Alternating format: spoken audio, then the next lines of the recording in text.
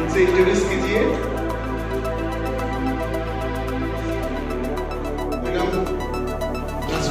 जी, ये they all are seated over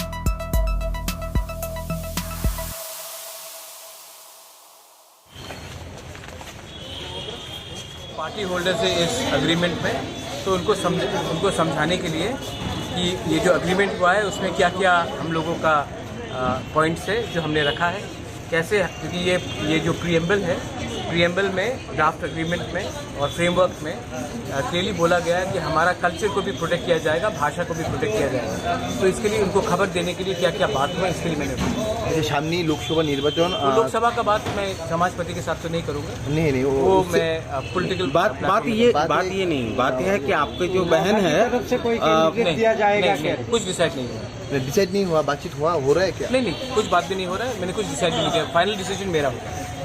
कब तक होगा कुछ? वो मैं डिसाइड करूंगा कब मेरा फाइनल डिसीजन होगा, लेकिन कोई डिसाइड नहीं। नजदीक में ही तो इलेक्शन है, नजदीक में ही तो इलेक्शन, तो नजदीक के पहले ही होगा डिसाइड।